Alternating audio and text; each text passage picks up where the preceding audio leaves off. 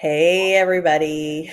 I'm Rebecca from Thieving at Our Farm, And I'm Leah with Southern Biophiliac Urban Farm, and we are two chicks Coturnix bringing you the scoop not the poop. on Coturnix quail. Leah, it's that time of year again. Yeah. You just had a kind of a close scare with Aaron, Hurricane Well, Aaron. we were watching it, but thankfully the course pretty much stayed to what the weather service expected it to do. So that was a good thing. But it is started. Hurricane season has started for you. And thank goodness Aaron swerved out and went back out into the ocean and didn't cause any trouble. But last year, you had a little bit of trouble. Yeah. So yeah, last year was bad. And I'm hoping, knock on wood, that that doesn't, we don't get anything bad this year. Yeah, you had a double whammy last year. Yeah, and I kind of say we had like two and a half. Yeah. Yeah. So let's talk about that. What happened? What was your experience? So, our season runs from June through November, but the most active months tend to be August and September. So last year in August, we got Tropical Storm Debbie. That one just brought a ton of rain. It didn't hit anywhere nearby. It went towards North Florida, but it just sat there next to us in the ocean, dumping rain. That's So always we fun. had tons of water, tons of mud. Yeah, that was a lot of fun. Then we did get some impacts from Hurricane Helene. That one, of course, didn't hit us directly. It went up to North Florida, unfortunately for them. But we did get lots of rain. We got quite a bit of wind. We did have some damaged structures, but our big one was Hurricane Milton. And that came like right after Helene, right? It was, I think, less than 2 weeks. It was pretty close Yeah, to it two was weeks. crazy. You guys are just starting to Yeah. recover from the first one and get hit again. Yeah, yeah, and this one was a pretty big storm. The eye of it hit about 40 miles south of us, but we were sitting in that northern eye wall, which had over 100 plus winds and tons of rain, and it was a pretty freaky night because of course you couldn't see what was going on outside. All you could do was hear what sounded like a freight train. Oh gosh. And So just wonder what is going on with all of your animals and birds and yeah, stuff. everything. Yeah. Yeah. It was hard to sleep because I just wanted to find out what, all was happening and going on. And how long did that take? Because hurricanes take a while. I'm in tornado, area where like if there's gonna be a tornado, it's like done and gone in like a couple of minutes. That's not the case for you. No, it's like I tell everybody it's almost like a dance. Like you're doing all these things to prepare because um the time that they say, "Hey, we've got to prep for something," could be a few days to a week out, and you're sitting there watching this little turtle come and stalk you, because that's what we call them, is getting stalked by a turtle, because it's coming. You don't know exactly where it's going or how fast it's going to get there, but you're just eyeballing it for days. Oh, that's got to cause so much anxiety.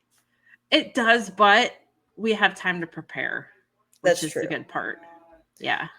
So what do you do for to prepare for your farm, for your animals and well-being?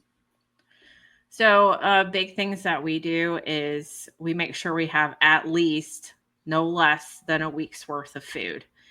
And that's important because if we can't get out to somewhere Mhm. to pick up feed, or if the feed can't get to the feed stores, like that, we have at least a week of access to that feed.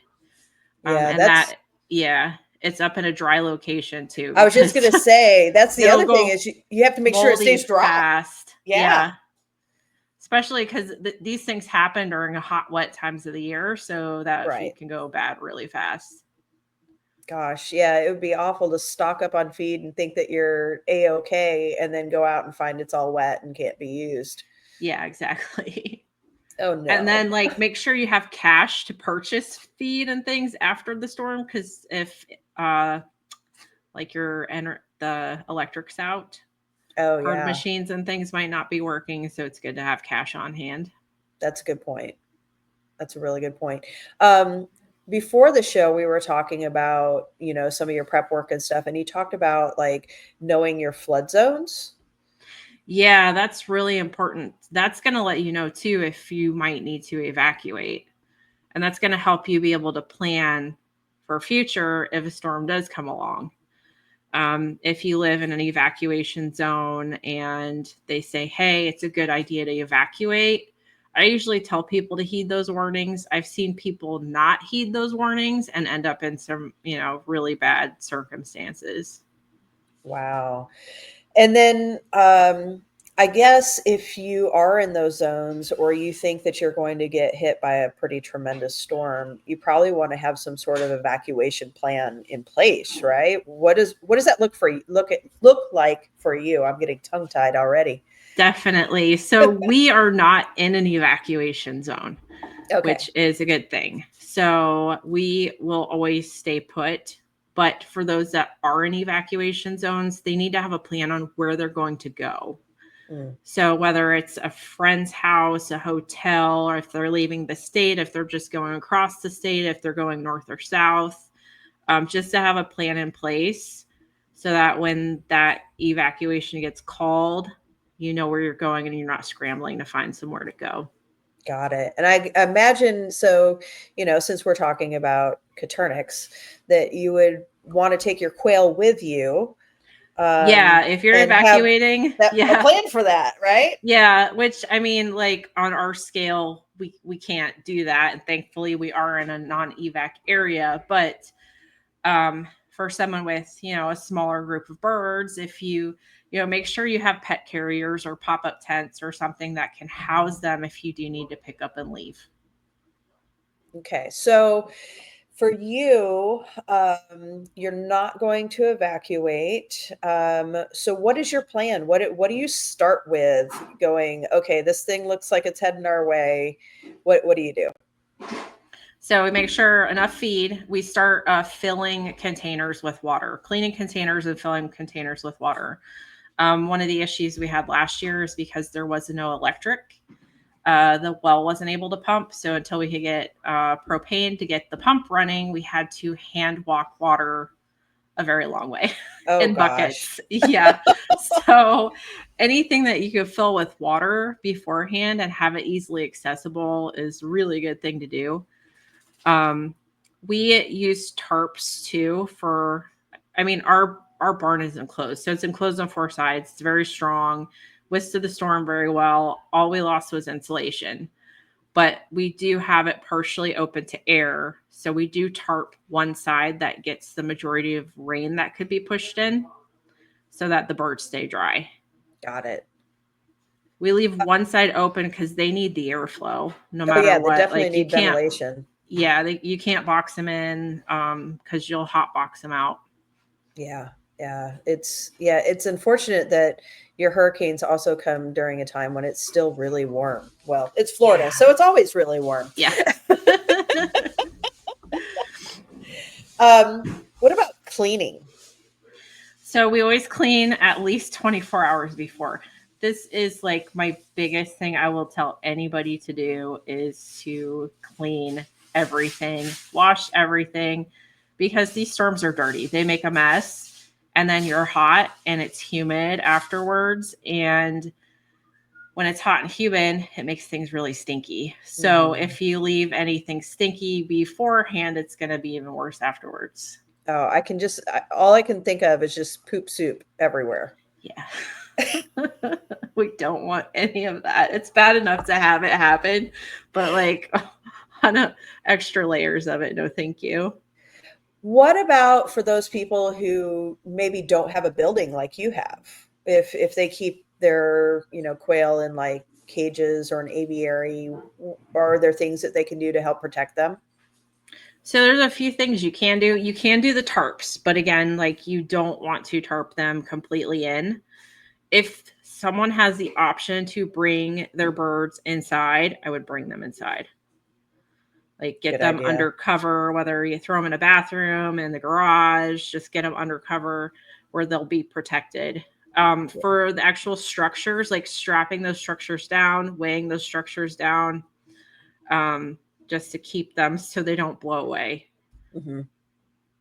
And Yeah, especially if you have like the really nice cages on wheels, like just roll them inside. that's a good point. Better safe than sorry. Yeah.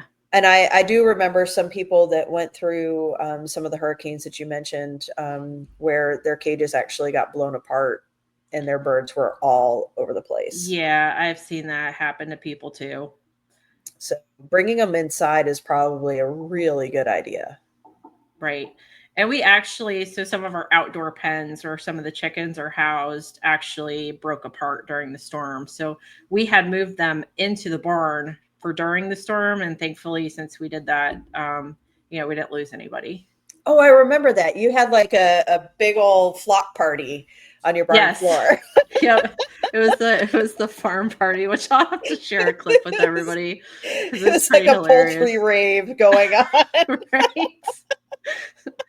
It was all the poultry and all the rabbits like hanging out together. That's awesome. But it worked and they were Yeah, it safe. did. Yep. It worked out So really well. They all had tons of food, tons of water. They made a big old mess, but they were safe and sound and dry. that's all that matters. Yeah, you can always clean stuff up later on, but Yep. you can't replace a life. No, not at So, all. yeah, that's awesome. What supplies? So you mentioned having extra food, extra water. Are there other supplies that you would recommend having on hand that are kind of farm related? Batteries, flashlights, because you need some sort of light. It gets pretty dark. If you are able to get solar fans, if you have areas that might need some airflow Mm, afterwards because it's hot and it's sticky, fans are really great to have. Um, Cleaning supplies, and again, store that water so you have water afterwards to be able to clean, like yep. extra water. You can't really have enough water. Um, and then if a good thing, like if you have anything that might need medications or a first aid kit, like always have that on hand too. Ooh, that's a good idea. Yeah, just in case somebody gets hurt or injured.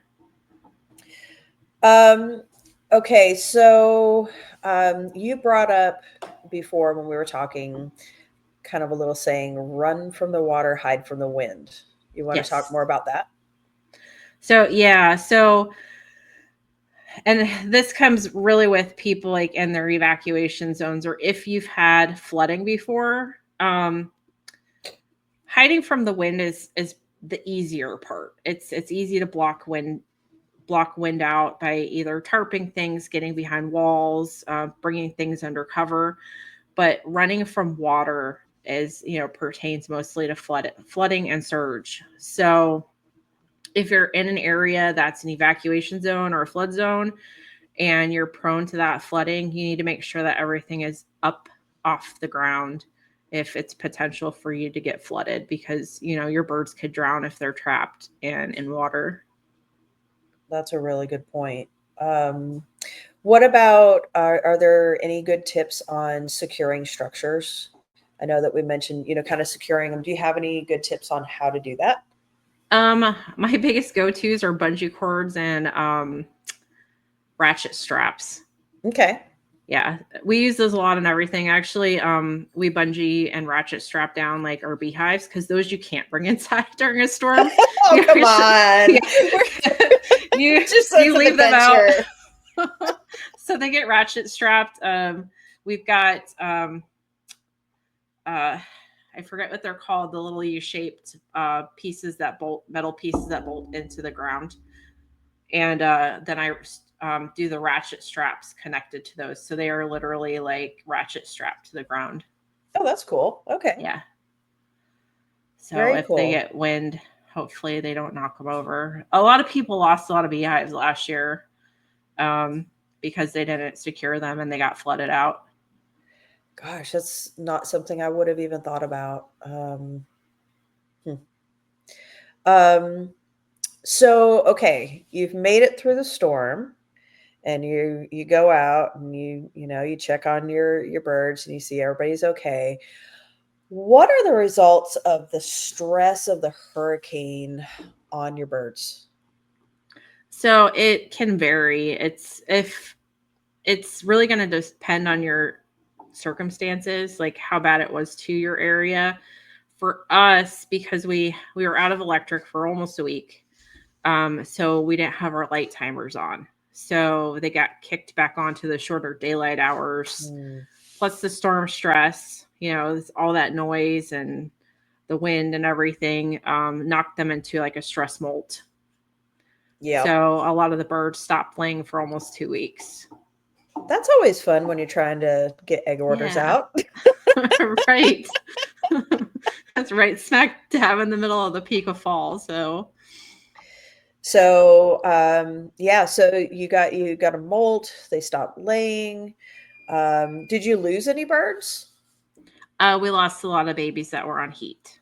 Oh, yeah, that's a So good point, not having yeah, the electricity. everybody else was fine, but we lost babies on heat. And the reason, like, we do have backup generators and things like that, and I do have like little heat packs, but we can't turn those on in the middle of the storm, and those storms last for hours. Yeah. So, just in that short time frame, the babies that were on heat, we did lose some of them.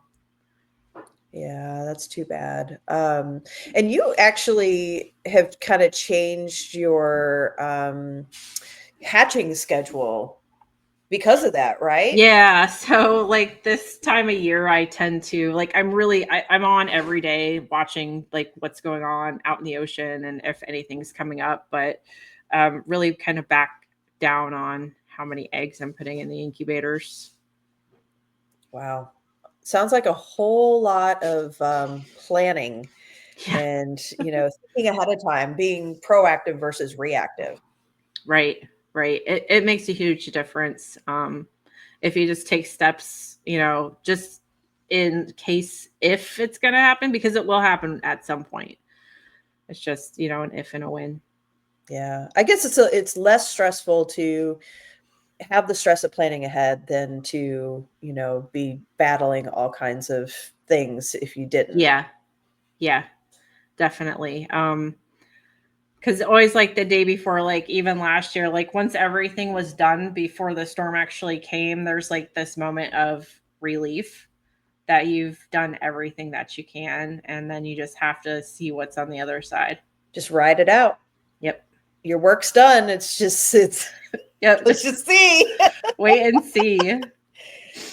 Huh, I never thought of it that way, but yeah, that makes sense. Yeah. They're interesting.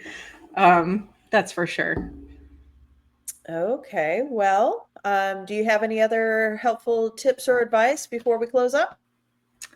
Um, I think that's it. But if anybody else thinks of something, like please put it in the comments if I missed anything.